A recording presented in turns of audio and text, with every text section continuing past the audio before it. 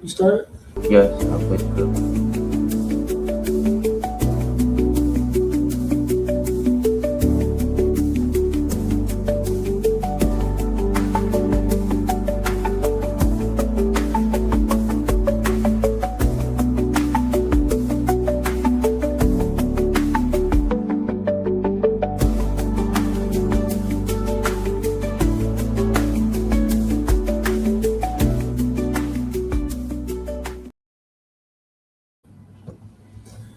Assalamu alaikum. Welcome back to another edition of Community Conversation at Masjid Muhammad Noor. I'm your host, Mujahid Muhammad. We're honored to be here today with our dear brother from CAIR, our brother Selaedin. But before we go into our interview, we want to just congratulate all of you who are celebrating or acknowledging New Jersey as Muslim Heritage Month. We know there are quite a few around the country, but January is Muslim Heritage Month. So we have a series of events that's going on, inshallah, throughout the month. So stay tuned for another announcement later on, inshallah. So I'm honored to have our dear brother here with us. Welcome, Maksut, and let the community, inshallah, introduce yourself. Thank you, Imam Jazakallah khair, for having me. Really excited. Excited to be here. So for those who don't know me, my name is Selaedin Maksut, as the Imam introduced myself. And I'm Executive Director of CAIR New Jersey. So CAIR is the Council on American Islamic Relations, America's largest and oldest Muslim civil rights and advocacy group. And we operate out of the New Jersey office. Our office actually is here in Newark on Broad Street. And we've been there about 2 years now. And our office has been operating for, I think, over about 20 years, almost 20 years. Yeah. And but excited to be here. Jazakallah the invitation.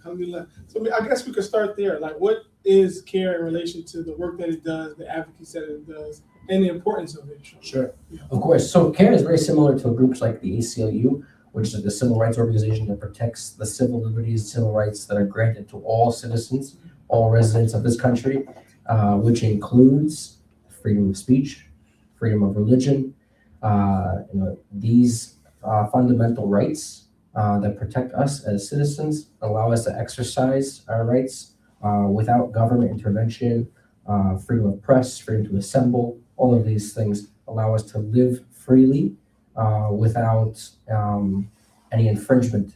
And so that allows us to have masajid, so we openly practice our faith, any religion at all. And we can also be openly critical of anything and anyone. That's free speech, right? Free speech allows us to say or do anything.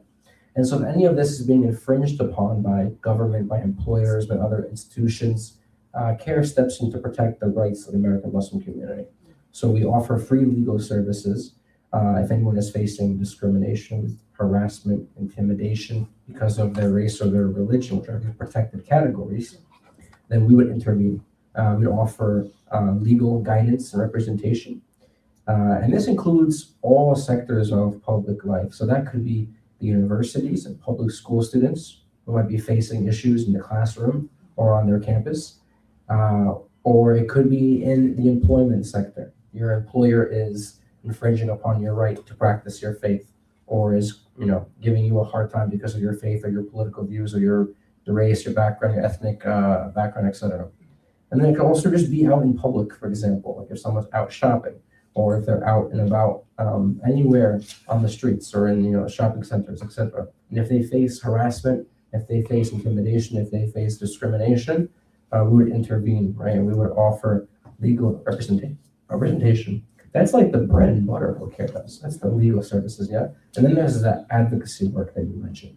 And that is representing the Muslim community's interests with government. So working at the federal level, the Congress, and then working at the state level, the governor's office and the state house, and then working at the local level, like the municipalities, the cities, the towns, Newark, Jersey City, Patterson, Cherry Hill, Edison, etc., all across New Jersey. We work to make sure that the American Muslim community, their concerns, their interests, someone is championing that. Someone is working to advance those interests, to champion their values, their priorities, their concerns. So that means everything from advancing some legislation that is favorable to the Muslim community, or even pushing back against legislation that might hurt the Muslim community. And we can get into a little bit of what that could be. So that's kind of what we do. And then the third category of CAIR's work is like the media representation. So you have the courts with the legal, and then you have political work and like the halls of power, you could say, in Trenton and Washington, D.C. And then you have the media work, and we all know how important the media is. Right? I mean, this is a podcast, right? It contributes to like the media, social media, news outlets, etc. This is where the public opinion is formed, where people learn and have information. There's public conversation. There's different ideas being shared. There's difference of opinion and discussions and arguments. And that's why the media is so important. So we believe that we have to have a Muslim voice in all different aspects of the media. So we try to offer our perspective, and we try to be featured in print, TV, social media, local news, national news, even international news. And we try to say, hey, this is the perspective of the American Muslim community. This is what we think, and this is our, our thought process, and this is our opinion, and here you go. And we challenge the status quo, or we challenge any racists, or we even at this point in time, especially the Zionist operation that infringes upon our rights or is hurting our community, or anything that might be causing harm to American Muslims, or politicians, institutions, or just speak positively about what our values are, what we care about, etc. So all this work is the civil rights and the advocacy work that we do day in and day out.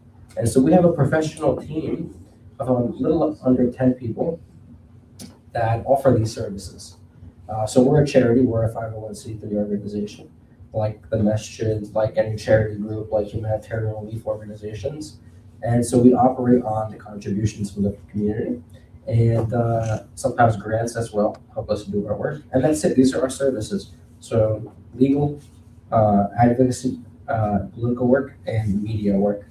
And we also do a little bit of youth work, but that's more secondary, and you could say we foster the next generation of American Muslims, young leaders, so that they can take on the mantle and be prepared to enter these fields, become the future lawyers, become the future politicians, become the future advocates and activists and journalists and reporters, to really fight for what our community believes in, right? To protect the future of Islam, the future of Muslims in America, right? We believe that this is our home, this is our country.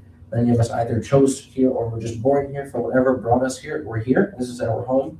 And we believe that we have to fight to improve the conditions of these cities and these towns that we live in. And it's our obligation, right? This is what our Deen teaches us. And so we try to be of benefit to society, and we try to contribute positively. And that's kind of like what CAIR's whole mission is all about. That's excellent. Excellent. Very laid out how you broke it down, the different components of the organization. And one thing that came to mind is what made you get into this? How did you get into this? Yeah. And then maybe one or two challenges that you've embraced so far being in this role. Yeah. So prior to me joining CAIR, I've actually, this December, alhamdulillah, it's January. So it's flying by. Allah Akbar. Yeah, January 2nd. Yeah. So this past year, December, was my 6-year anniversary with CAIR, alhamdulillah. And prior to joining CAIR, I was doing Islamic studies in the academic field. So I did my BA and my master's in Islamic studies, and then I quickly transitioned after I finished my master's right into CAIR. That was 2019, at the tail end of 2019. And my studies were focusing on Islamic sciences and these things like political philosophy in Islam, and what does Islamic law and governance look like. So that was like the academic study, these are like one of the scholars' pursuit. But then I thought, I really, I'm a very hands-on type of person. I'm a very engaged in person. I really want to be able to see and make a change. So academic studies are great, but a lot of that conversation gets stuck in the library or in small groups and conversations amongst scholars and academics. And I wanted to be able to make a difference in society. And so that's why I pursued CAIR. Because the way I see it, CAIR takes my studies, takes the Islamic values and teachings, and implements it in real world, real time. It begins to change and move the needle to improve the condition of our ummah here through these different services that we outline. And so I think, alhamdulillah, this is one of the best ways to to invest in the future for Islam and Muslims here in our own country through these efforts. And so CAIR is that avenue where I get to do that, and with my team, and I think there's so much potential in New Jersey, right? And mashallah, we have such a rich history that not many states have, where our Muslim community here is old. There's generations that have been here, and that's including the Black Muslim community, that's including the new waves of immigrants that are always coming. So there's a richness in the diversity and the history and the robust nature of our community in New Jersey and the New York area. And so we have so much potential, I think, to do great things. And I feel like we all have to contribute and do our part. And for me, this is like my avenue to do that, is through CAIR and through the services it offers. So what have been some of the challenges in this position? Yeah. So some of the challenges, subhanAllah, there's victories too. victories, alhamdulillah. Yeah. I mean, victories, of course, like, every day, alhamdulillah, is like a victory that we get to like continue to offer these services, and we get to, fight for Islam and Muslims. And like, it's an honor for all of us to be able to do that, and we work together. And one of the things we try to do is try to build unity through the masajid, through the communities, build bridges, right, within the Muslim community, but also through our allies who are non-Muslims. So Latino community, secular groups, Jewish groups, Christian groups, you name it. We try to build friendships with them and fight for shared, causes, common ground causes. And we see a lot of that, especially as of recent, where many of us are really fighting to protect free speech. And so one of the battles that we're currently undergoing right now is there's a bill in the State House that, if it were to pass, it would conflate the criticism of the state of Israel with legitimate anti-Semitism. So anti-Semitism is bad. We condemn it. It's horrible. It's racism against Jews and Judaism is prohibited and is wrong, right? Racism in Islam is prohibited. But the criticism of a foreign government, of a political ideology like Zionism, of the policies of the Israeli government, that's legitimate free speech. We should all feel free and feel open to be critical of a foreign government, especially one that's committing a genocide, right? So those two things can't be conflated, right? And unfortunately, this bill tries to do that. It tries to accuse those of anti-Semitism just because they're critical of Israel's policies or government's actions. Yeah?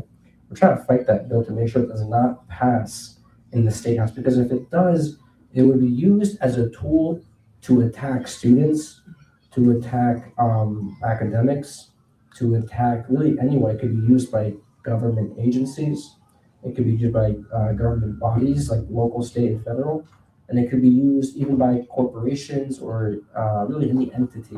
It could just point to a definition in the law and say, this is giving us the means to reprimand you, to punish you because you've been critical of Israel, because you spoke out in support of the Palestinian cause. And so this definition is going to give us a reason to up the charges against you, to increase the degree of punishment against you, because it claims your actions are anti-Semitic. So we're actively fighting that bill, and so far we've been successful.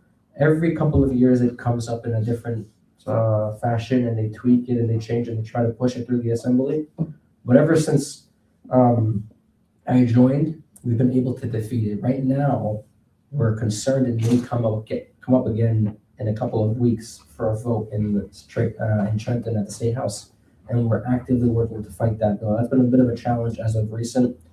Real quick on that, what are some things that I guess the Muslim community or people in general can do to combat? Thank you. So one of the ways is our voices are so important, and elected officials want to hear from us. So if more elected officials hear that there are constituents who are concerned with this legislation, you have to speak up. It would move them. And if they know that there are people who are in opposition to it, they would not vote in favor, they vote in opposition to it. So, for example, when you see an email action alert, submit that email action alert to be able to notify your representative. Call them. We encourage people to do phone banking or to call your rep. If you know your assembly person or your senator, give their office a phone call and just have them document that today someone called in opposition to the anti-Semitism bill, and express your concern that it's a free speech violation. And if you're looking for more language on how to do this and what that looks like, you can go onto our website, CAIR-NJ.org, or you can go onto our Instagram or Facebook page, usually CAIR-NJ on both of those platforms, and you'll be able to find more information there and what language you can use when you call your representatives. So phone calling and emails should not be underestimated. They're very powerful tools, and it's great that we have access to our politicians. You're not going to speak to the actual representative, you're going to speak to his staff, right? But that staff records that information, and they communicate that back to the representative. And so that's first. Step number one is calling and emailing. Step number two would be, if you have capacity, if you have time, we actually encourage people to come with us to Trenton in the upcoming lobbying days. So we're going to be in Trenton on January 8th and I believe January 12th. On those 2 days, we're going to be protesting. We want to be visible, we want to be seen, we want to be felt. We want them to know that our community across the state, from North, Central, South Jersey, wants to protect free speech and wants to fight against this bill, and we're calling our legislators to vote against it. So that's like step two, is that visible representation through protesting in Trenton. And then step three is always like, if you feel like we can't do any of these things, well, I mean, step one, everyone can do, right? Everyone can call and email. But of course, contribute to CAIR's work, because we're the ones on the ground really leading this charge. So contribute, make dua for us as we continue to fight this and protect our community's freedom of speech. And then just follow us on social media as we continue to fight this legislation. Yeah. So we'll take a quick break, pause for the calls. Just a station identification. We're here again at Maksut Muhammad North Community Conversation. We're here with our dear brother Selaedin from CAIR-NJ. Is our media, y'all ready? We're gonna have a quick commercial break. They're gonna share with you some products that we have for sale here at the masjid to support the efforts here, and we'll be right back.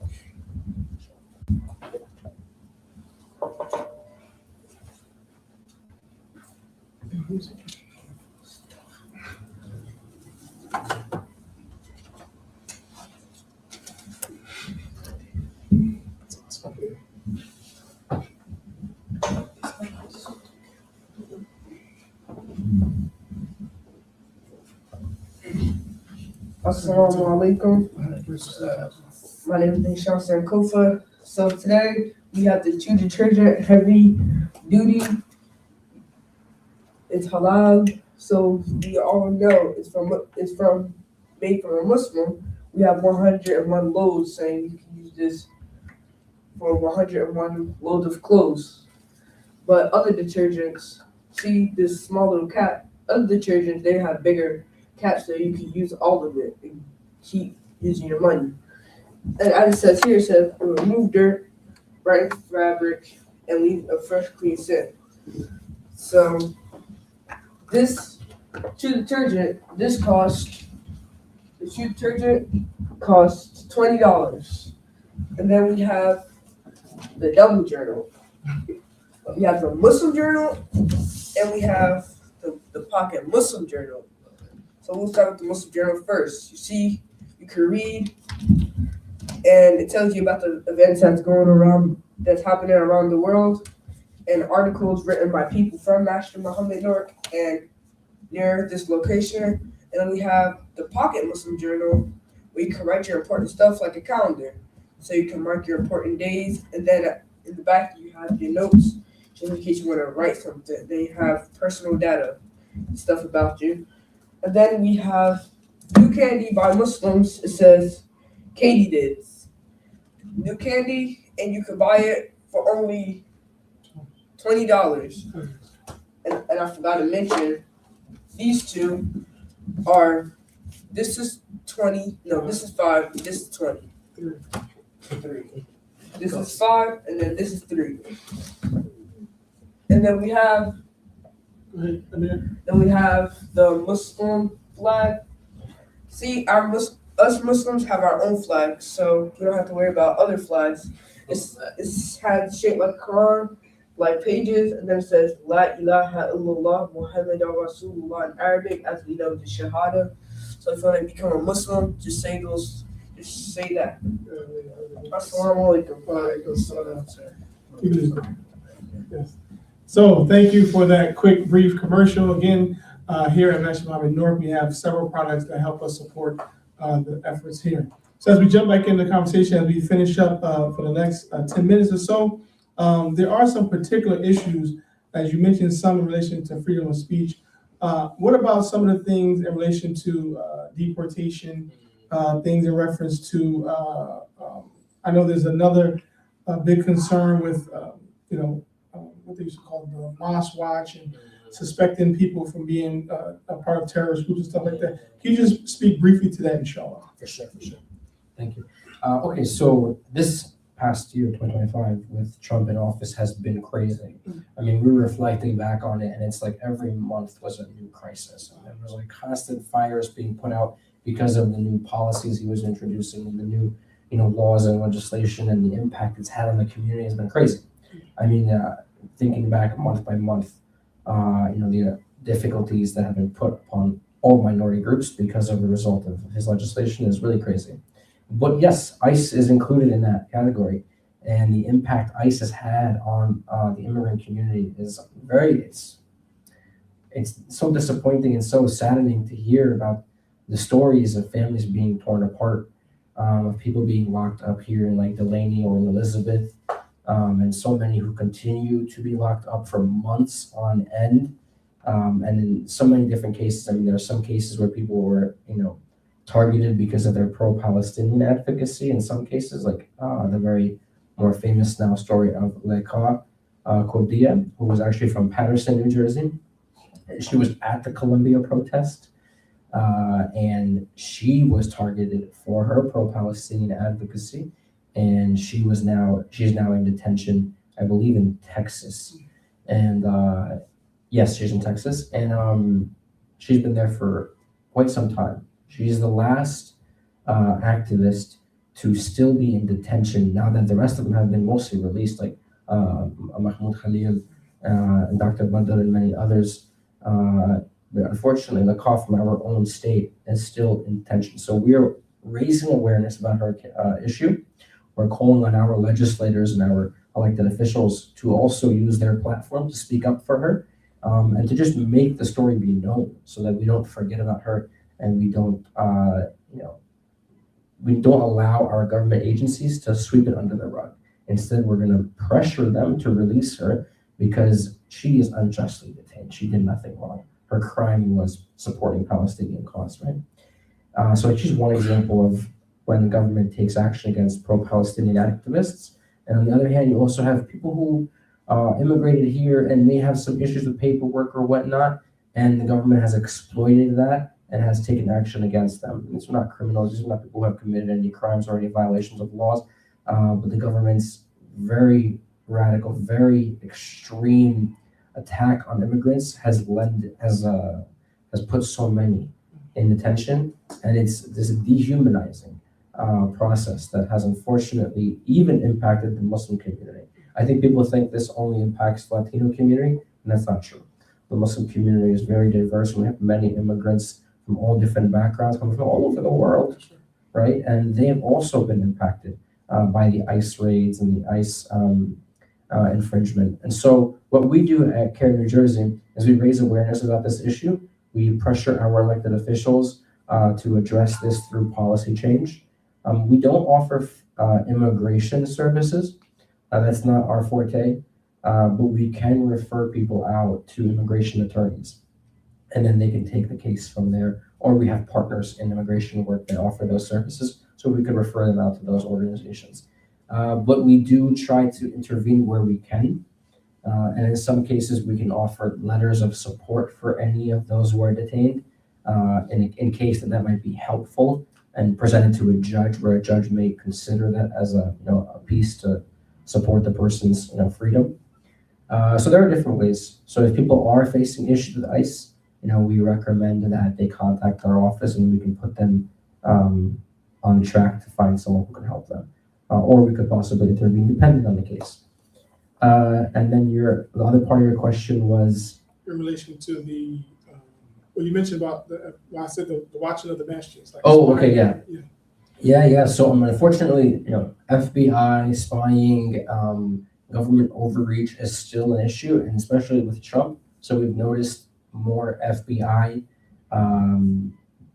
calls, people knocking, FBI knocking on your door, both personal, places and masajid, and even at the airports too. So CBP, Custom Border Patrol agents who are stopping Muslims at the border while coming back from overseas, and they're being detained for hours on end, and their cell phones are being confiscated. And they're being asked questions that are really inappropriate and things that you should never have to answer, like which method do you follow? What are your political views? Are you affiliated with any terrorist organizations? These are all inappropriate questions that no one should ever have to answer, right? And it is beyond the basic fundamental questions that everyone gets asked at the border, like where are you coming from? Where are you going? How much cash do you have on you? Do you have anything in your bags that's like prohibited?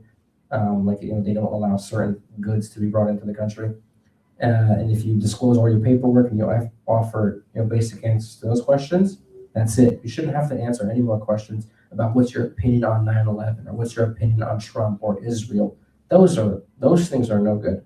You should never entertain any of those questions. So if you get asked questions like that by CBP at the airport or at the border in Canada, you just say, hey, I can't answer those questions. Like, I don't feel comfortable answering those questions. I respectfully decline to answer any of those questions.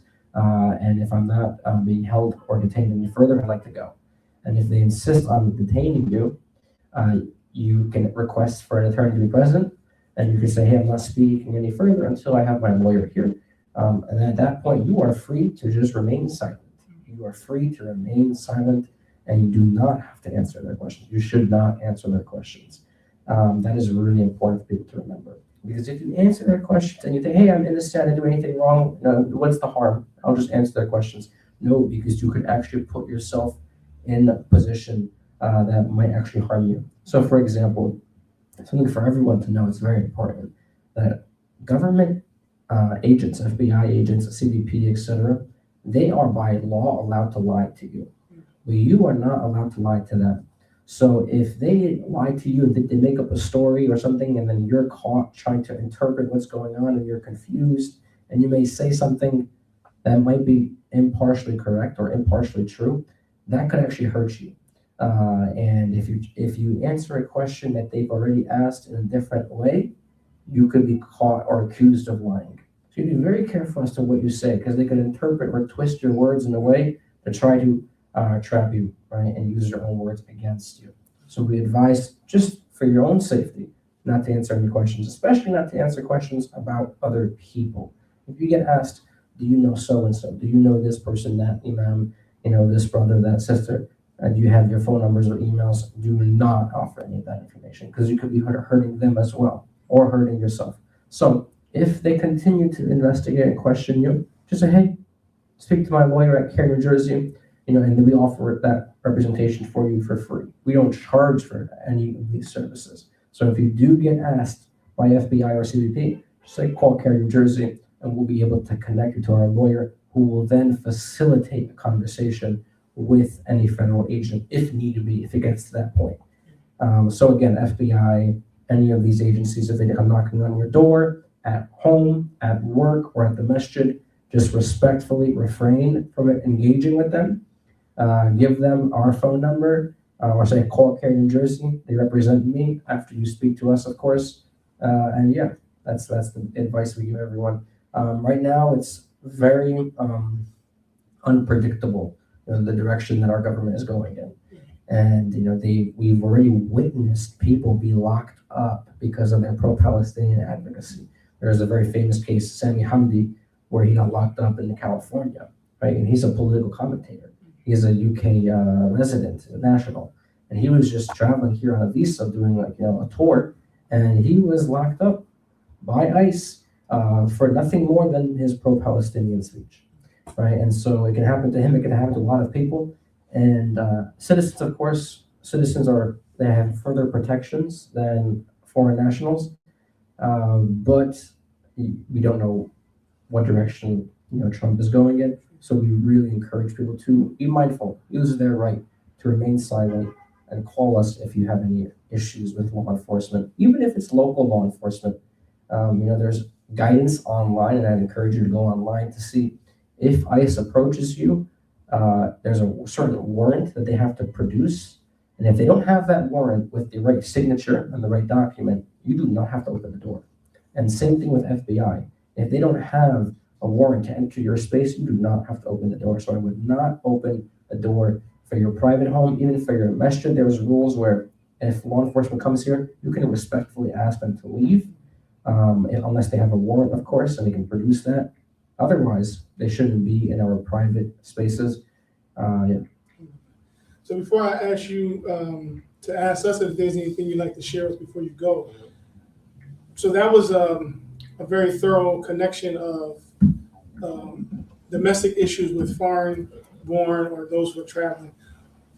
Do you ever talk about CAIR or any of the organizations that you come in contact with of better Muslim relationships with different Muslims, especially like the indigenous Muslims, African-American Muslim community, and how we can create this model community to protect us with the laws that we do have?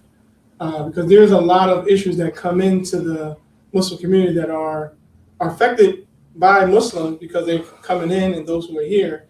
But I wonder, is there like any discussion in relation to like how we can build our own community? I know there was a big issue down in Plano, Texas, about trying to create the Sharia towns and all that stuff. But I know us being here as African American and all the things that we went through being here as American or coming to be an American, I think it can help and assist other Muslims with some of the challenges that they have. Yeah. I mean, the fact is definitely the Black Muslim community has faced and experienced a lot of this harassment and discrimination prior to the immigrant community that's been here. And the immigrant community in like Texas, for example, that's, building these new institutions is now like facing their own hatred and discrimination from Texans and anti-Muslim bigots.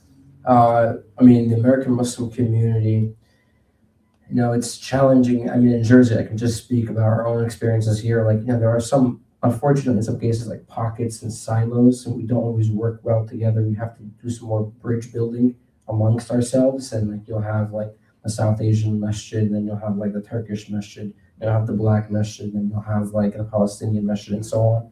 And it's like, I think the next younger generation, our generation, and the future, inshallah, will hopefully build those bridges and break those walls down.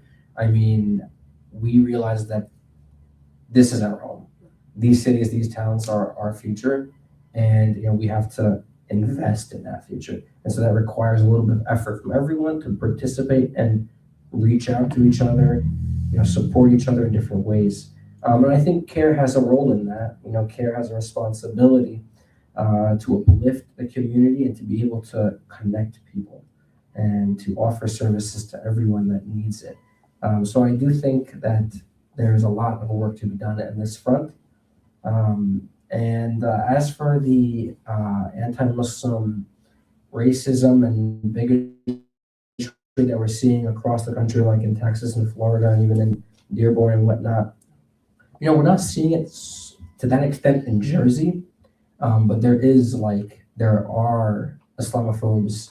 Like, for example, the year prior, we were at a CAIR banquet in Camden, right out of Philly. And the CAIR Philadelphia office was actually hosting their banquet in the New Jersey area. And there was a lineup of Islamophobes and anti-Muslim bigots right outside the banquet protesting CAIR's event and saying horribly racist, like disgusting things that I wouldn't repeat here. And there was probably about like maybe 10 or 15 people out there with signs and screaming and shouting and bullhorns and whatnot. Yeah, and there was law enforcement to keep things, controlled. But it's a reminder that, even here in our state, like that's a reality that, Muslims have to go through. And so you have Muslims going into this venue. That event had about like 500 or 600 people.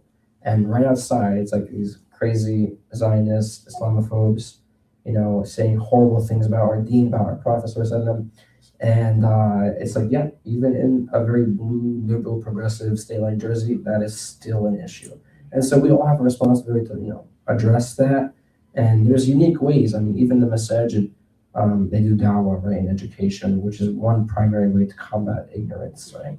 I always say Islam, I should say like fighting Islamophobia, sure, CAIR does it through the courts and does through the media and does through advocacy work, but the best way for the average person to fight Islamophobia and ignorance is by just being a pious, proud, practicing Muslim.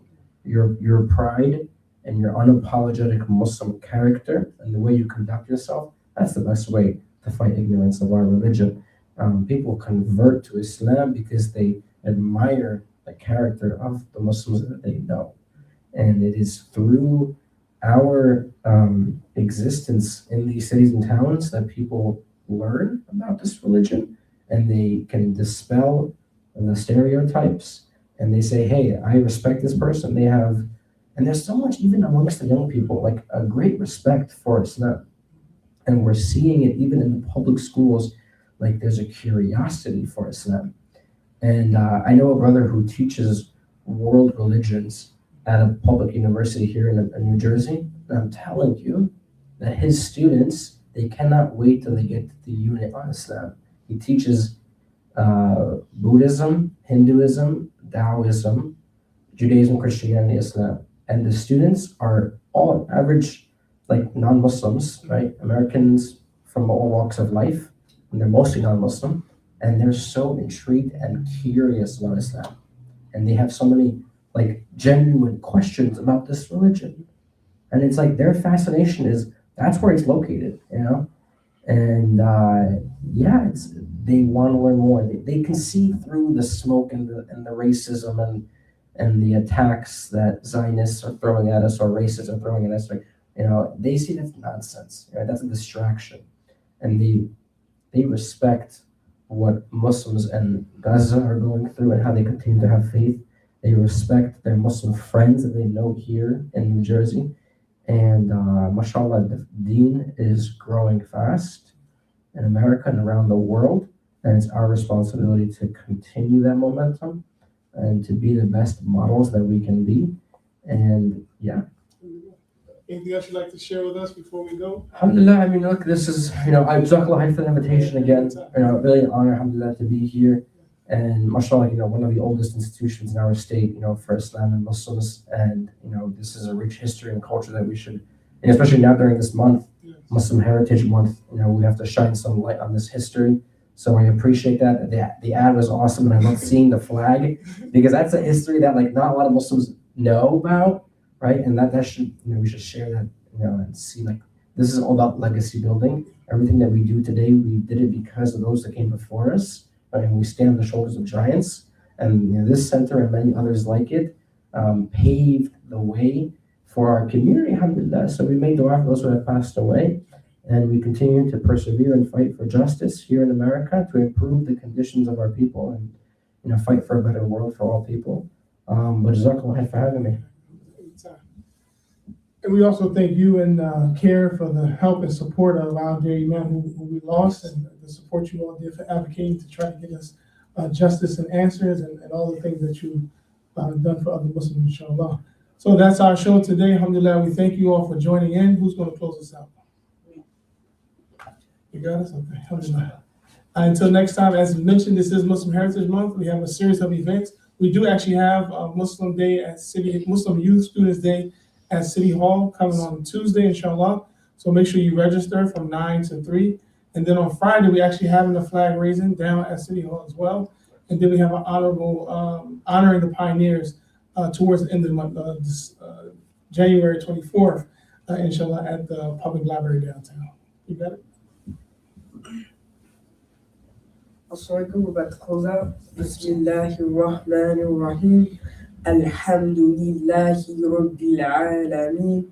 Ar-Rahmanir-Rahim. Maliki Yawmiddin. Iyyaka na'budu wa iyyaka nasta'in. Ihdina as-siratal mustaqim. Siratal ladhina an'amta alayhim. Ghayril maghdubi alayhim. Wala ddallin.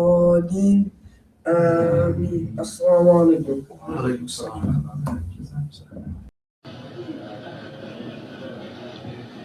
Now, in concluding this, when the slave traders and the black traders of Africa,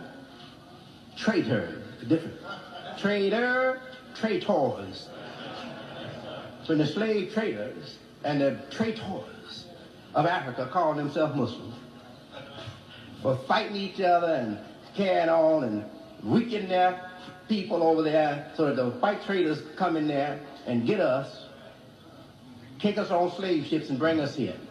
Now, all right? Yeah. So now, when all that happened, what you think was happening to our human soul? Let me tell you, God has given me an eye to see into the very abstract form of the human being by my study of the Quran. Yes. Now, I'm going to tell you what was happening. I know, as if I was there. The soul of those victims had given up on this world. They knew they were going to their death. They knew they were going to circumstances that were going to finish them off. They would never have their lives again. They knew that. But in their soul, they were saying, our children will one day be free again, and they will serve God. We have failed, but our children will one day serve God.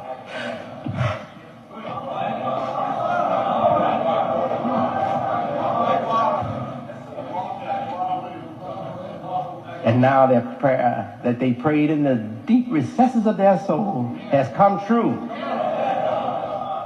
And not only of the descendants of the black people of Africa, from Islam, coming to Islam, taking up the divine cause, but those who never were Muslims, their children from Christianity, their children from Judaism, their children from paganism are embracing Islam in America.